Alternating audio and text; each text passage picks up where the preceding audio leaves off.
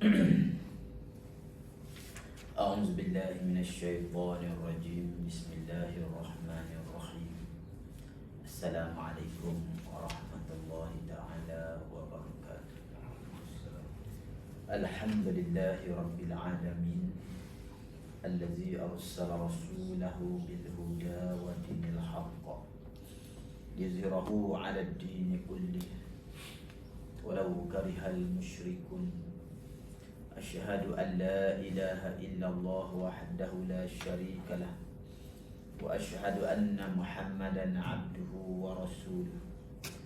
اللهم صل وسلم على سيدنا محمد وعلى آله وصحبه وبارك وسلم. رب اشرح لي صدري ويسر لي أمري واحلل عقدة من لساني يفقه قولي. رب يسر ولا تعسر وتمم بالخير. سبحانك لا علم لنا إلا ما علمتنا إنك أنت العليم الحكيم. وقال الله تعالى في الكتاب العزيز: أعوذ بالله من الشيطان الرجيم. بسم الله الرحمن الرحيم. يا أيها الذين آمنوا كتب عليكم القصاص في القتلى الحر بالحر والعبد بالعبد والأنثى بالأنثى فمن عفي له من أخيه شيء فاتباع بالمعروف وأداء إليه بإحسان ذلك تخفيف من ربكم ورحمة فمن اعتدى بعد ذلك فله عذاب أليم. Wahai orang-orang yang beriman, diwajibkan ke atas kamu menjalankan hukuman qisas, yakni hukuman balasan yang seimbang dalam perkara orang-orang yang mati dibunuh, yaitu orang yang merdeka dibalas dengan orang merdeka, hamba dengan hamba, perempuan dengan perempuan. Maka sesiapa pun pembunuh yang dapat sebahagian, siapa yakni pembunuh yang dapat sebahagian keampunan dari saudaranya, yakni pada pihak yang terbunuh, maka hendaklah orang yang diampuni itu mengikuti secara yang baik dalam menuntut ganti nyawa itu, dan si pembunuh pula telah menunaikan bayaran, yakni diat, dengan sebaik-baiknya. Yang demikian itulah suatu keringanan daripada Tuhan kamu serta suatu rahmat, kemudahan.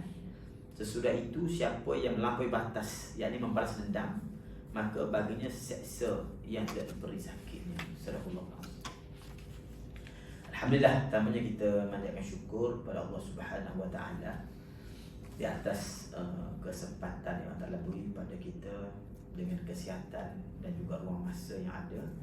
Kita dapat bersama-sama pada tengah hari ini. Mudah-mudahan perbincangan kita tengah hari ini memberikan kefahaman kepada kita dan mendatangkan manfaat yang baik kepada kita dunia sampai ke akhirat, insya-Allah.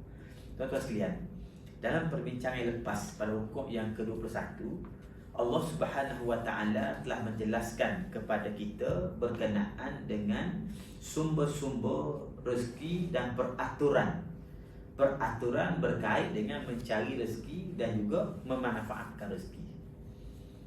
Jadi rezeki ni basic dia, semua rezeki yang terdapat tu asal daripada Allah Subhanahu Wa Taala.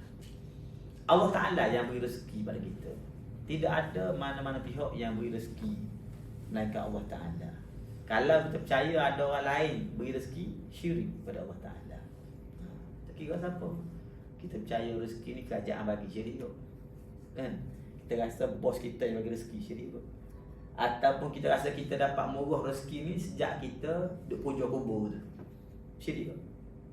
Kan? Ataupun sejak kita lama dah berkhidmat dengan ustaz tu, jadi murah rezeki kita, syirik kot. Allah Ta'ala beri rezeki, tidak ada sebab yang lain. Jadi cara Allah Ta'ala beri rezeki antaranya ialah Allah Ta'ala menjadikan bumi tempat kita duduk ni ditumbuhi oleh pokok-pokok dan dia mengeluarkan buah dan sebagainya. Rezeki basic kita faham ni makanan lah.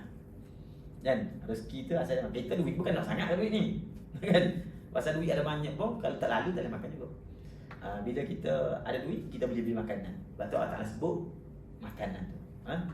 Dan bila Allah Ta'ala beri rezeki kepada kita, sama ada dengan cara tumbuh-tumbuhan, binatang-binatang, ataupun zaman sekarang ni cara yang macam-macam lagi bertambah. Ada orang setengah orang berniaga, orang makan gaji, everything lah kan. Maka Allah Ta'ala menerangkan pada kita aturan makan. Aturan makan, kita manusia ni dia hanya boleh makan makanan yang halal sahaja. Manusia, tak kira dia Melayu, Cina, Islam, Kafir sama je. Arab Cak Timur boleh makan Ustaz? Tak ada. Kan? Tak ada. Walaupun dia Cina, tak ada juga. Kerana benda tu kotor dan tidak mendatangkan manfaat. Ada manfaat dia, tapi keburukan dia lebih banyak.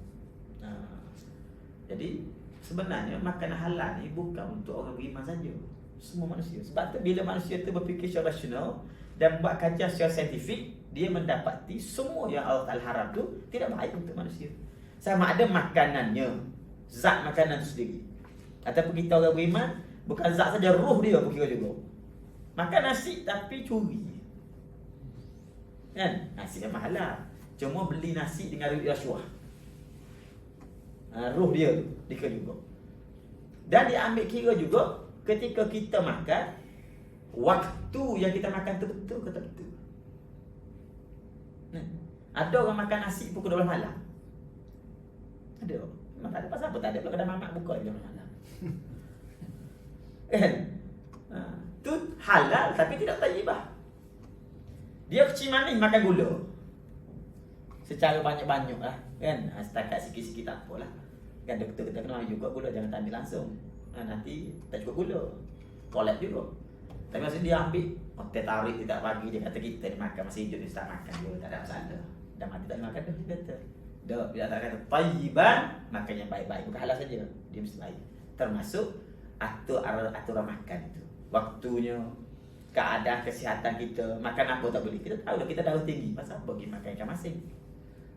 Kan? Pasal apa pergi makan daging? Itu tidak termasuk dalam tayyibah. Dan aturan tu banyak tuan sebut.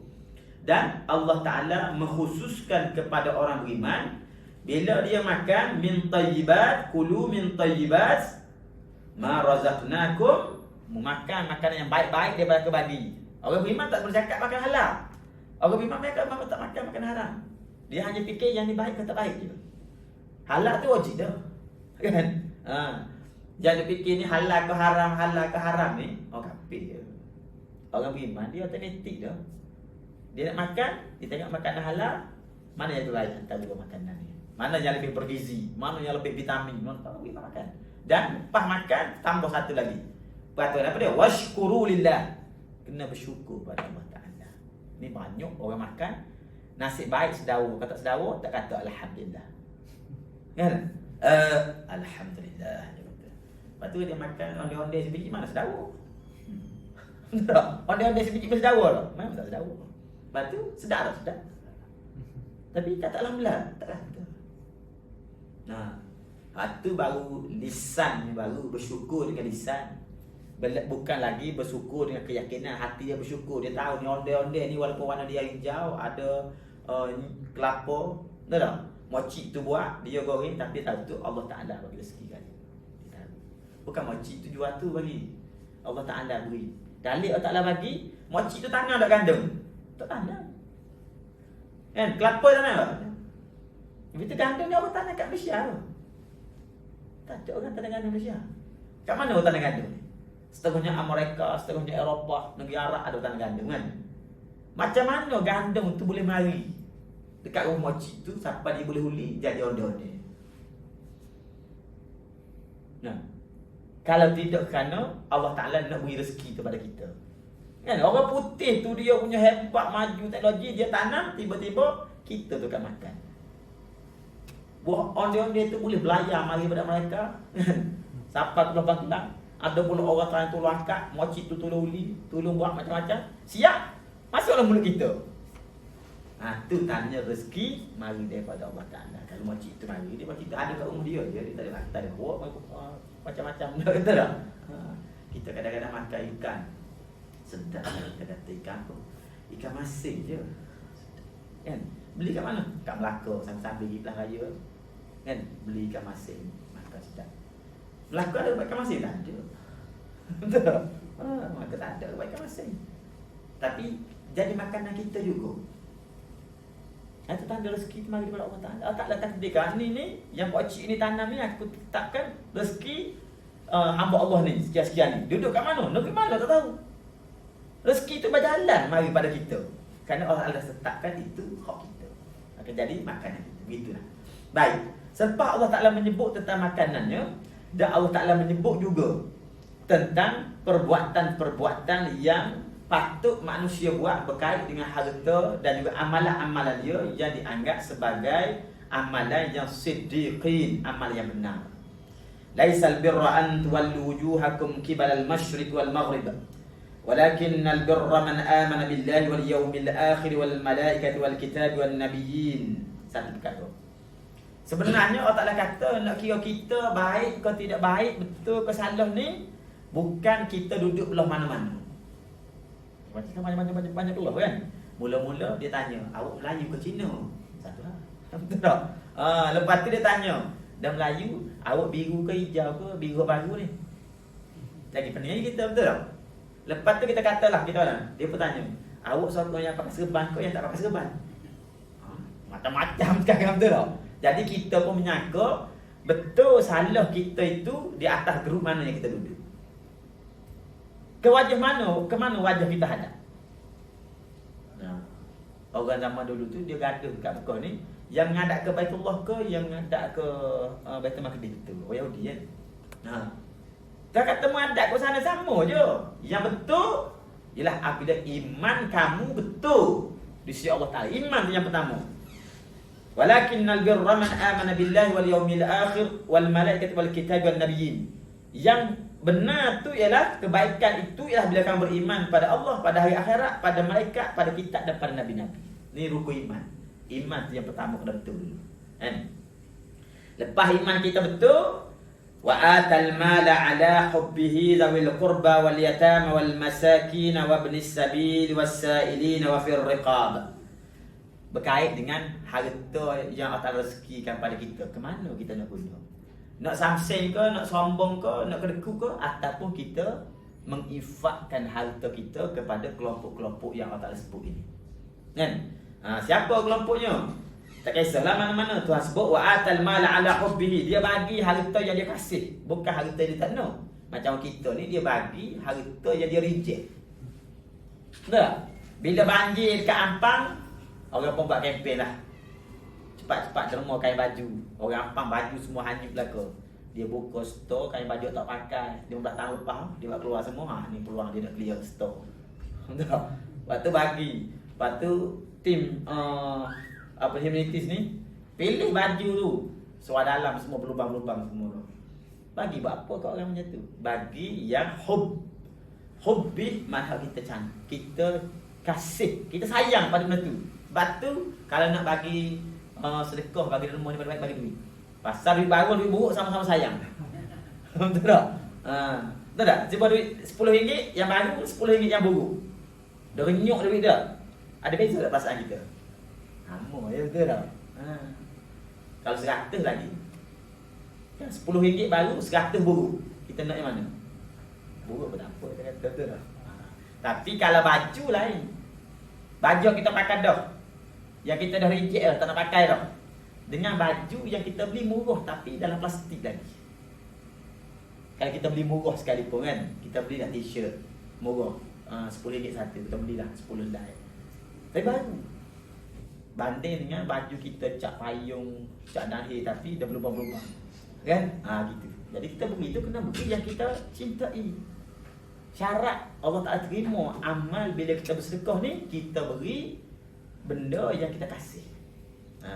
Lepas tu pada siapa lagi? Zawil qurba, kaum kerabat, wal yatama, anak yatim, wal masakin, orang miskin, wa ibnis sabil. Wa ibnis sabil ni orang telantar. Macam kita duduk kat surau, tiba-tiba mari satu pakcik tu beritahu tu imam, saya ni sebenarnya duduk Al-Ustaz, tadi beg kena curi, kan? Saya nak balik tak boleh, pasal duit tak ada.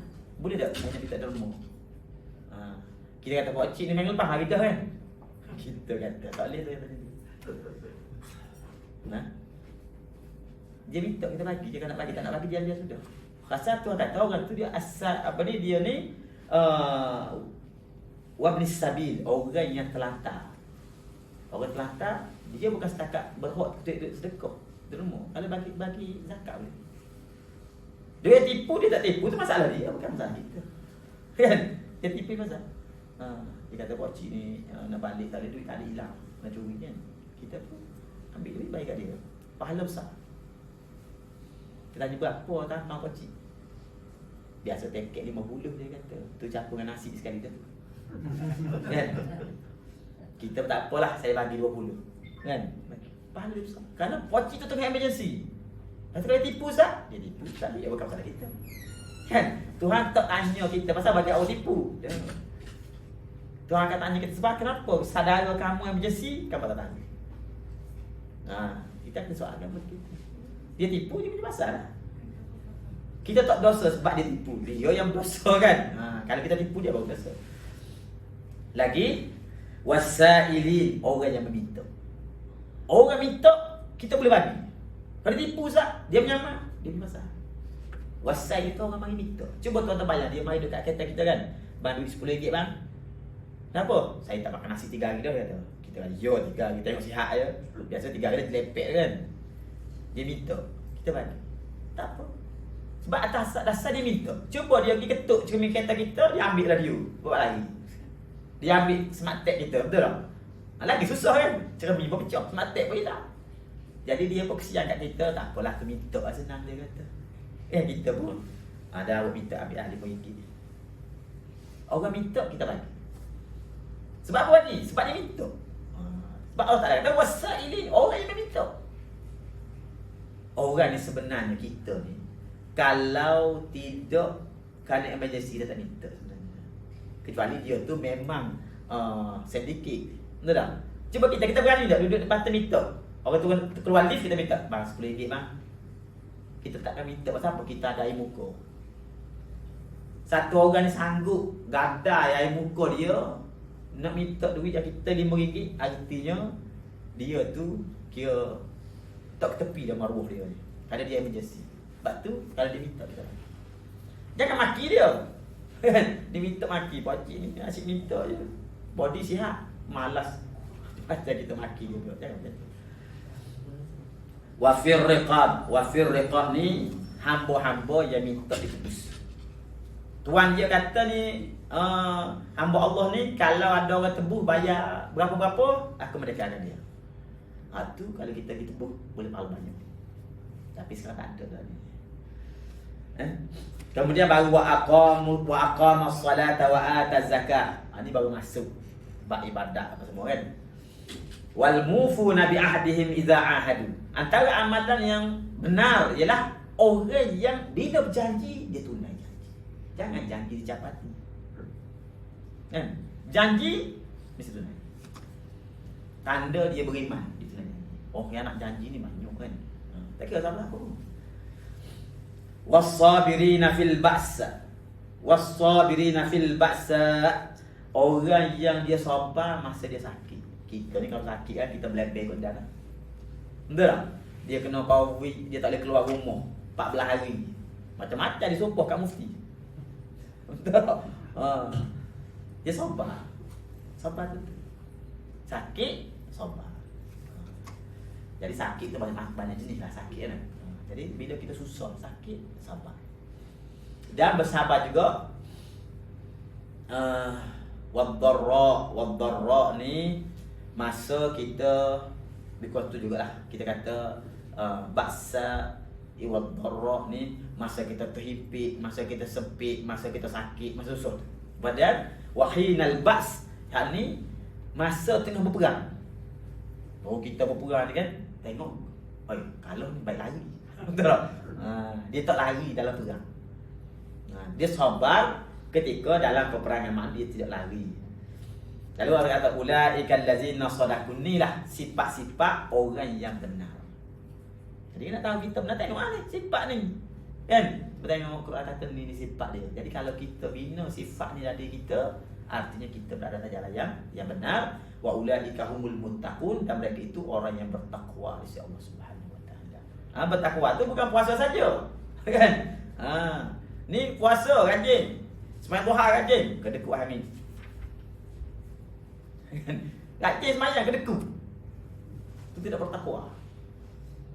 Kita ringan bersedekah itu tanda kita bertakwa pada Allah Ta'ala. Kemudian Allah Ta'ala menjelaskan kepada kita hukum-hukum berkait dengan dua perkara. Yang pertama, hukum jenayah syariah. Hukum jenayah syariah. Kita lama dipisah jenayah syariah Malaysia ni kan. Nak buat kat tangan kau tak kat tangan, hukum balas kau tak balas, semua ni kita panggil hudud, kisah dan takzir. Ada dalil dalam Quran tu. Tu bukan hukum parti mana-mana. Bukan hukum untuk lebay mana-mana, tidak. Tu hukum Allah. Kan? Allah Ta'ala sebut, ya ayyuhallazina amanu kutiba alaikumul qisasu fil qatla. Wahai orang-orang yang beriman, diwajibkan ke atas kamu hukum balas dalam kes-kes pembunuhan. Kalau orang tu bunuh ni maknanya bukan bunuh sebab kawan tu jatuh hukum ada hukum bunuh. Itu lain. Yang dia bunuh dengan sengaja atau dia bunuh dengan tak sengaja. Ada hukum dia. Kita bunuh orang kan dengan tak ada hak kita membunuh dia, maka hukum dia mesti dibunuh balas. Itu hukum Al-Quran. Lepas kita tak balas macam mana Ustaz? Tunggu akhirat. Kan? Kalau kita kata hukum tu tak sesuai, jadi kafir. Tak boleh buat Malaysia tak sesuai, jadi kafir. Jangan main. Jangan main. Bila Allah Ta'ala kata dalam kes pembunuhan, hukuman dia bila sampai salah mesti dibunuh balas. Bila berlaku kita kena balas. Kalau kita berkeyakinan tu peraturan ni dah tak sesuai di Malaysia ni, masyarakat majmuk kau negeri maju kau zaman moden tak kira lah. Bila kita yakin dia tak sesuai, kafir. Dan siapa-siapa je lah. Kan? Gitu. Jadi hukum balas ni dia timbul isu pada masa ni kerana ada kes-kes pembunuhan yang melibatkan Bani Quraizah, Bani Nadir yang berlaku pada zaman jahiliah ni. Maka bila bunuhnya dia mudah je. Orang zaman dulu dia bayar dengan kurma. Bayar dengan kurma kan. Jadi bila berlaku bunuh zaman Islam ni, orang merdeka, orang hamba bunuh orang merdeka. Nak balas macam mana? Nilai orang hamba ni separuh daripada orang merdeka. Lalu Allah tak letakkan pembalasan itu akan berlaku juga al-hurr bil hurr, hamba dengan hamba, wal 'abdu, orang merdeka dengan merdeka, wal 'abdu bil 'abdi, hamba dengan hamba, wal unsa bil unsa, perempuan dengan perempuan. Biasa yang kita faham ni laki-laki. Orang standard dalam kita masyarakat ni laki-laki yang merdeka, tu standard dia. Jadi kalau perempuan, selalu orang pandang perempuan tu darjat dia rendah sikit. Boleh tak perempuan dengan laki ganti. Jadi perempuan dengan perempuan, hamba dengan hamba, merdeka dengan merdeka. Ni teknikal dari segi kaedah fiqh ni. Dia kena mengaji lain lah. Kalau syarat ni tak habis hari ni kan. Saya sebut cara umum je. Faman ufiya lahu min akhi syai'un fattiba'un bil ma'ruf. Bila si pembunuh tadi dimaafkan oleh saudaranya, yakni keluarga yang menjadi mangsa. Asalnya bila dia bunuh orang, maka kalau dia sampai salah, dia kena balas. Kemudian tiba-tiba keluarga mangsa ni kata tak apalah, kalau saya bunuh dia pun tak ada manfaat apa-apa juga. Nanti anak bini dia lagi jadi janda, saya juga kena kahwin dengan bini dia. Betul tak? Satu hal pula, anak-anak dia saya nak kena jaga pula. Dia pun kata saya bunuh lah. Pasal anak-anak ni bila bapak dia tak ada, lagi diisak dada. Dia buat macam-macam kan, dia fikir tak payahlah. Kita maafkanlah dia saja. Maka dia pun tak payah bunuh. Pasal yang memaafkan dia itu adalah mangsa, keluarga mangsa, orang yang berhak. Bukan yang dia bertuhan, kau maaf dia. Raja tak boleh memaafkan. Yang berhak ke atas nyawa tu ialah saudaranya. Bila dia bunuh, yang boleh maafkan dia ialah saudara dia, saudara mangsa. Kecuali yang dia bunuh tu adik sultan, baru sultan boleh maafkan dia.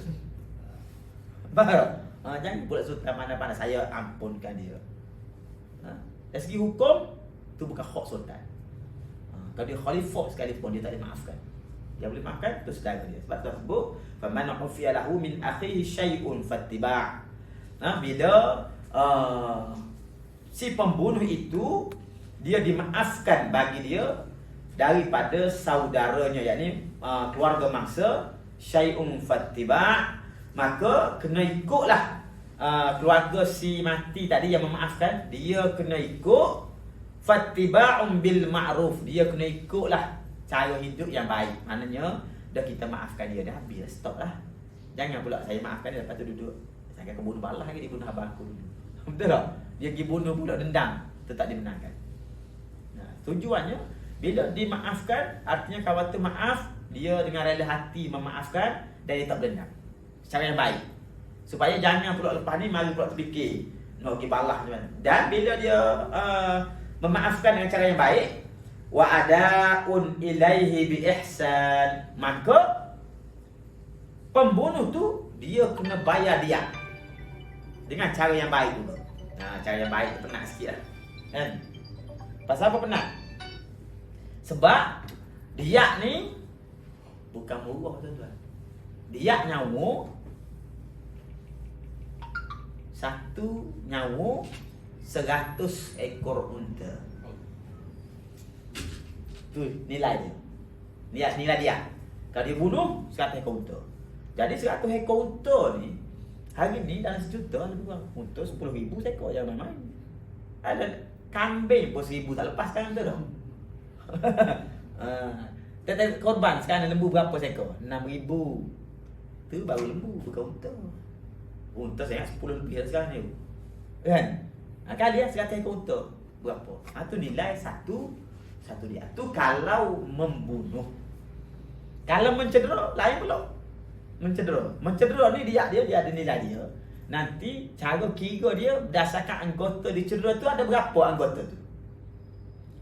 Contohnya satu dia kecederaan, dia kena bayar 20,000 contoh. Kan? Anggota. Tiba-tiba dia menyebabkan buta sebelah mata. Mata dua, dia kena bayar separuh dia. 1/2 dia, mata dua kan. Buta sebelah, separuh dia. Kalau 20,000 bayar 10,000. Kalau dia cederakan jari, dia takik, kena putus satu. Kita pun bilang 30 ada jari. Ruas dia ni ada 30. Yang putus satu, dia pun kena bayar 1/30. Gitu. Baik, ginilah kita ambil contoh kan.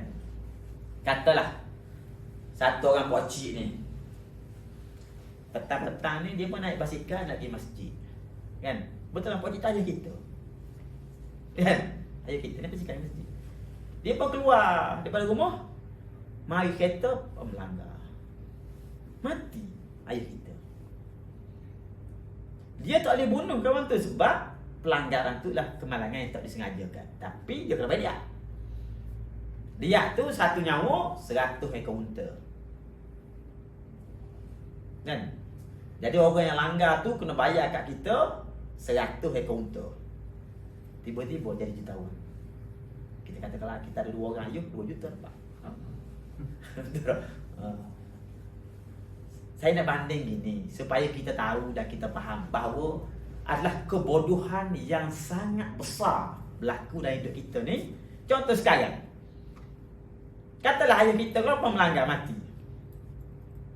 apa yang kita boleh dapat daripada kemalangan tu? Tahlil kan tak terbayar. Ada kan? Lepas tu si mati tu matilah dia kan?